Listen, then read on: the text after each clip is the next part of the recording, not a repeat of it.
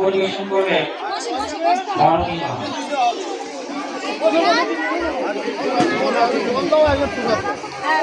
আমাদের স্বাস্থ্য শিবির চলছে।